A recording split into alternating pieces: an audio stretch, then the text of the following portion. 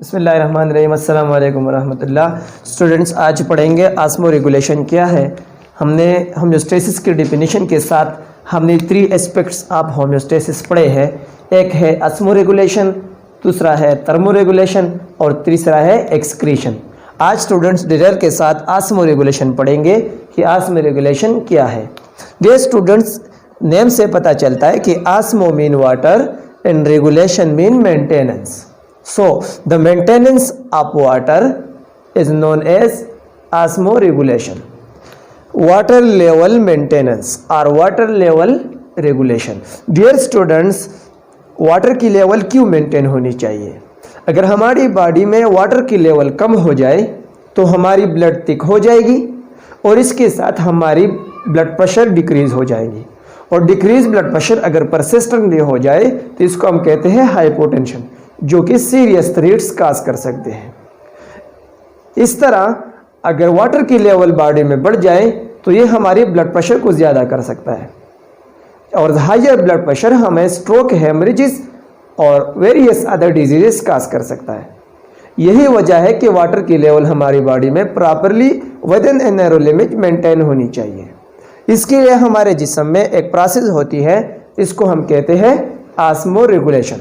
अच्छा, osmo regulation के हवाले से जानदार अशिया 2 ग्रुप्स में डिवाइड हुए हैं। एक है आस्मो रेगुलेटर्स और दूसरा है आस्मो कंफर्मर्स। ये दोनों टाइप्स ऑफ ऑर्गेनिजम्स प्रेजेंट होते हैं वाटर में, चाहे वो सी वाटर हो और चाहे वो नॉर्मल वाटर हो, फ्रेश वाटर हो। अच्छा, आस्मो रेगुलेटर्स वह ऑर्गेनिजम्स होते हैं that live fresh water animals that are present in the fresh water. जिस तरह हमारी वाटर होती है, हमारे यहाँ जो नदियाँ होती है उसमें जो पानी होती है वो फ्रेश वाटर होती है। इसमें जो ऑर्गेनिजम्स रहते हैं उसको कहते हैं फ्रेश वाटर एनिमल्स। ये जनरली आस्मो रेगुलेटर्स होते हैं। अच्छा, हाइपरटोनिक टू एक्सटर्नल एनवायरनमेंट।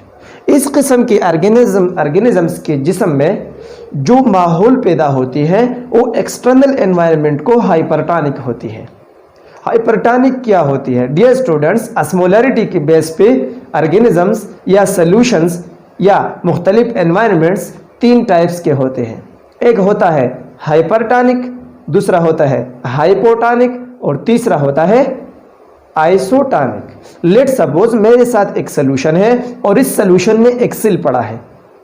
इस सिल में अगर एक्सटर्नल एनवायरनमेंट में यानी इस फ्लास्क में जितने सॉल्यूट्स है उतने सॉल्यूट्स सिल के अंदर मौजूद है, तो इस किस्म के एनवायरनमेंट्स को हम कहते हैं आइसोटोनिक कंडीशंस, यानी सिल आइसोटोनिक है एक्सटर्नल एनवायरनमेंट को। इस तरह स्टूडेंट्स, अगर इंटरनल सिल के इंटरनल माहौल में सॉल्यूट्स की कंसंट्रेशन ज्यादा हो comparatively to that of the flask, this type of condition is said to be hypertonic. Cell hypertonic है फ्लास्क को। इस तरह स्टूडेंट्स, अगर सिल के अंदर माहौल में सॉल्यूट्स की कंसंट्रेशन कम हो as compare to that of the flask, this type of condition is known as hypotonic solution. यानी सिल के अंदर कंडीशन हाइपोटोनिक है as compare to that of the flask. To dear students, fresh water में जो animals रहते हैं उनकी internal माहौल हाइपरटोनिक होती है to the external water. Understand or not? अच्छा, face gain of water and swelling. अब स्टूडेंट्स, आपको पता है, लेट सपोज अगर यहाँ पे एक फ्लास्क है और इस फ्लास्क में सॉल्यूट पार्टिकल्स है और ये सेमी परमेएबल मेम्ब्रेन है और इससे बाहर इस फ्लास्क के बाहर वाटर की कंसंट्रेशन है, बहुत ज़्यादा वाटर मौजूद है, डाइल्यूट माहौल है, तो खुद ब खुद लाजमी तौर पर यह वाटर अंदर मोशन करेंगे, क्योंकि हमारी बॉडी के अंदर होम्योस्टेसिस है इसलिए कि कंडीशन को नॉर्मल करे। तो जब अंदर हाइपरटोनिक कंडीशन होती है तो एक्सटर्नल एनवायरनमेंट से ख्वाह मख्वाह पानी अंदर मोशन करेगा ताकि इंटरनल माहौल हाइपोटोनिक हो जाए या आइसोटोनिक हो जाए। तो इसलिए एक्सटर्नल एनवायरनमेंट के वाटर इंटरनल एनवायरनमेंट में जाएंगे। अच्छा, actively transport salts and ions by ionocytes. अच्छा स्टूडेंट्स, मैंने लिखा है एंड स्विलिंग। जब वाटर इस हाइपोटोनिक कंडीशन में इस फ्रेश वाटर एनिमल्स में अंदर जाएंगे तो अंदर जाने की वजह से, चूंकि ये एनिमल सिल है, इसके ऊपर सिल मेम्ब्रेन के ऊपर प्रेशर आएगा और ये स्विल हो जाएगा। इसका साइज बढ़ जाएगा। लेकिन अगर इसकी साइज एक खास हद से बढ़ जाए तो सेल मेम्ब्रेन में इतनी इलास्टिसिटी नहीं होती है, इसके बाद प्लाज्मोलाइसिस हो जाएगी। और आपको पता है कि प्लाज्मोलाइसिस क्या है, श्रिंकेज। अब प्लाज्मोलाइसिस नहीं हो जाएगी, इसके बाद बर्स्टिंग हो जाएगी, क्योंकि अंदर प्रेशर की इतना ज़्यादा एबिलिटी नहीं है कि और प्रेशर विथस्टैंड करें।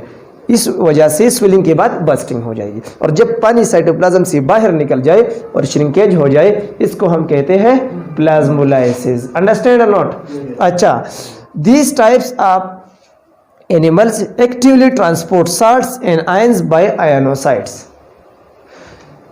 अब चूंकि अंदर हाइपरटोनिक कंडीशन है तो ये मुमकिन नहीं है कि एक्सटर्नल एनवायरनमेंट से सॉल्यूट्स अंदर जाए, क्योंकि अंदर तो वैसा भी हाइपरटोनिक कंडीशन है। अगर साल्ट खुद ब खुद अंदर जाए तो और हाइपरटोनिक हो जाएगा।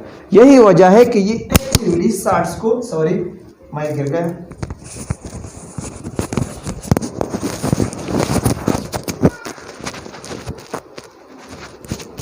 I am so sorry, that is salts की कंसंट्रेशन अंदर कम है तो साल्ट्स एक्टिवली अंदर ट्रांसपोर्ट हो जाएंगे।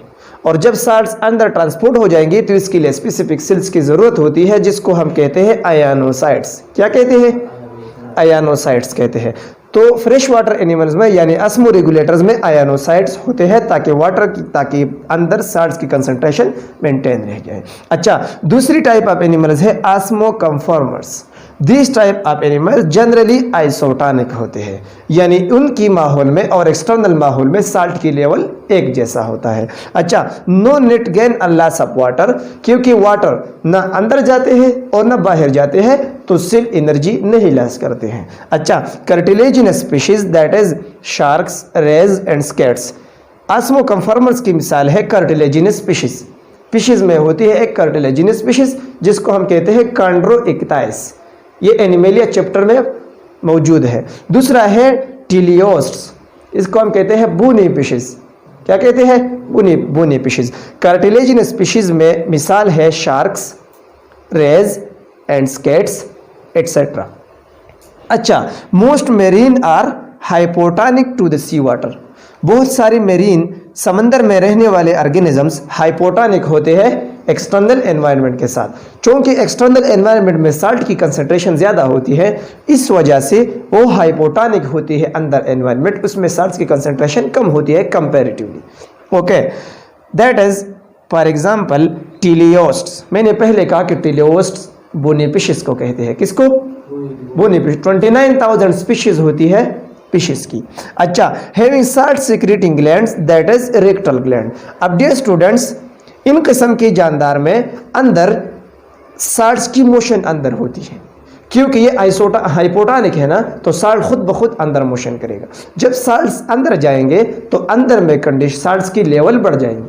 इस साल्ट्स को वापस सिक्रेट करने के लिए इस किस्म की मेरीन ऑर्गेनिजम्स में स्पेशल ग्लैंड्स होते हैं जो कि रेक्टम में मौजूद होते हैं, और इस ग्लैंड का नाम है रेक्टल ग्लैंड। रेक्टल ग्लैंड के साथ ये मेरीन जो कि हाइपोटोनिक है, ये अपने ज़्यादा साल्ट्स बाहर एनवायरनमेंट को सिक्रेट करते हैं।